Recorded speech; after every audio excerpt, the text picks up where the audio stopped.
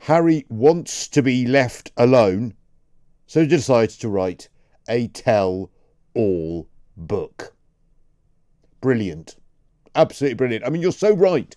But I find something distinctly tasteless about the fact that he's doing so, planning it, for after the Queen dies. It's for 4 books. One won't be released until after the Queen has died. There was a bidding war of up to $40 million, nearly £30 million for the book itself, for £30 million rather, for the books themselves. 4 of them in total. Meghan is going to write a wellness book as part of the Meghan. I mean, you could have predicted that one, couldn't you?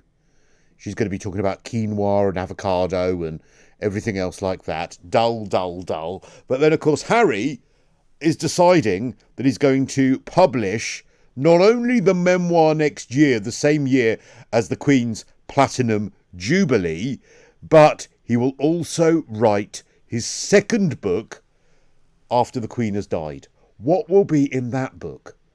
And what is he planning on writing that will embarrass Her Majesty so much that he wants to wait till she is no longer alive to read it?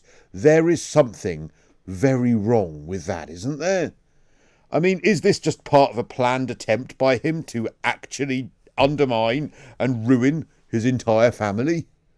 If he wants to write something that's going to be scathing about them, one would presume that would be the reason why he wants to wait for his grandmother to have died. Well, it feels a bit like The Godfather when, I don't know if you remember, Michael Corleone said that he didn't want anything to happen to his brother whilst his mother was alive. I mean, it's sort of got a bit of a Godfather ring to all this. No, you're right. It's Fredo, isn't it? It's Fredo. Don't go fishing, Harry. Exactly.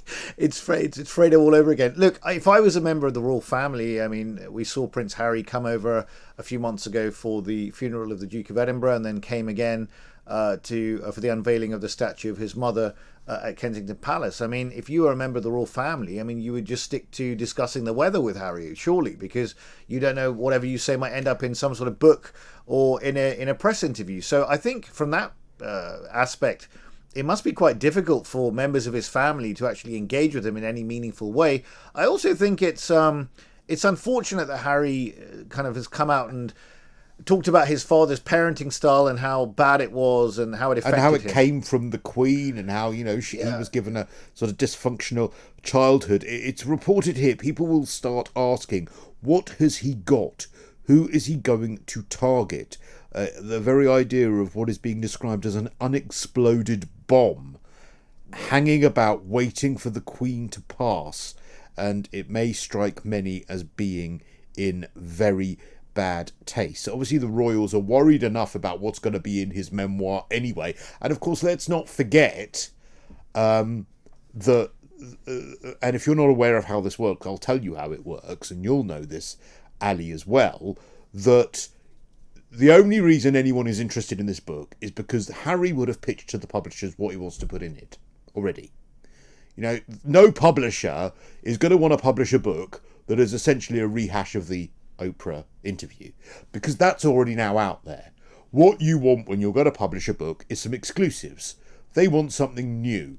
They'll want at least, I would say, 3 or 4 tidbits of information of something we never knew before that is going to be scandalous and shocking about the royal family. That stands to reason, because otherwise why would they give him a publishing deal? Why would they give him money to rehash something that was already in the public domain? So undoubtedly the books are going to have salacious details in there. That is a no-brainer. Undoubtedly we are going to, as journalists, be given stuff from that book that are going to be revelatory top lines. I mean, that's how it works, isn't it? That's right. You're absolutely right. I personally feel it's in poor taste, but put it in context, Cristo. There are other people who take a different view. I mean, Harry and Meghan do have a lot of support, particularly from a number of younger voters in this country. And Prince Charles is also wise to this. He knows that support generally for the monarchy is declining. There's still a lot of high degree of support and respect for the Queen, but the Queen, unfortunately, is not going to be with us forever. Long may she reign. And Prince Charles has got one eye to the future and how he's going to pare down the monarchy, have fewer professional working royals, and slim down the cost on the public purse and make it more accessible and more open. So I do think that he's very well aware of that, and Meghan and Harry do have their supporters, particularly amongst a younger generation. So it's easy to dismiss them, and I certainly do feel very upset about it, and I wish he wouldn't have gone down this road. But, you know, it is an approach they've taken, and certainly, look, it differs from the approach taken by his great grand uncle, Edward, who also abdicated to marry Wallis Simpson. Edward V111. Exactly. Edward the VIII. Do you watch the Windsors? No, I don't watch the Windsors, but I watch The Crown. Okay, because in the Windsors, Harry is portrayed as being as thick as two short planks, and there is a line in it where he says, "I don't want to have to abdicate like my uncle Edward V111," and it's so funny. The Windsors is one of my favourite comedies on television because it's so ridiculous and it takes the mickey out of them so brilliantly. And you're right, though. I mean, it is potentially as scandalous as that. Also, is he going to criticise his grandmother, or is he going to be firing the silver bullet after she's died, knowing full well, is he that angry with whatever has gone on behind closed doors that, because I think you're absolutely right that the popularity of the royal family, a massive amount of it hinges on Her Majesty the Queen. Long may she reign. I adore that woman. The main reason I adore that woman is because I know nothing about her. I know so little about what she thinks about anything. And in this day and age of knowing everything about everyone and every single opinion that anyone has ever held forever ad infinitum, I am so thrilled about the fact that I know so little about her. And it's staggering, frankly. And she just goes on, and she just goes on and on and on, and she ploughs on, and she keeps doing it with dignity and just keeps going. When she, sadly, is no longer with us, the popularity of the royal family, a lot of it will go. I think a lot of places in the Commonwealth that are very content at the moment will start flexing their muscles.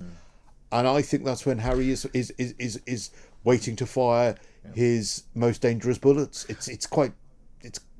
Well, Cristo, it's very interesting that you say that you respect and love the Queen, as do I actually, because we know so little about her. But if you remember, I don't know if you remember that film, The Queen. Yes. By the writer of The Crown. Yeah, over the death of Princess Diana. That film was made with Charlie Sheen and Helen Mirren, who played the Queen brilliantly. Sheen. Michael Sheen, sorry. It would have been a very different movie. I would have liked to have seen Charlie Sheen in that movie. I meant Michael Sheen. But there was a classic scene in that film where the Queen is walking with her mother in a garden, and she said, "Mummy, I think I've misjudged the mood. You know, the public have never hated me like this over the whole Diana thing when she stayed silent for a number of days."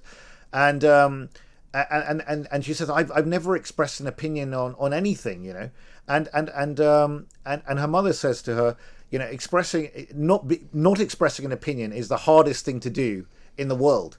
And that's true, and she's done that throughout her career. I think Prince Charles, who's very passionate about a number of causes, including the environment, will also struggle to make that transition. But have you not noticed that's been, I think he's been reined in a lot. Yes. I think we are being prepped for that time, because I haven't heard an opinion or anything. Gone are the days where we're told about him writing letters to politicians.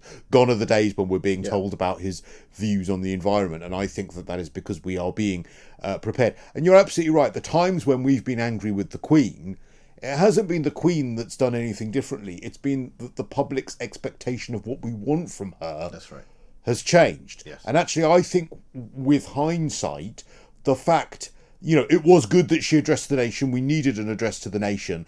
But I think with hindsight, I couldn't think of anything worse than her sort of howling and caterwauling about how terrible it was about Diana. She probably left it a bit too late. But the fact that she was speaking, looking after her grandchildren, I think now history will judge her very well for that.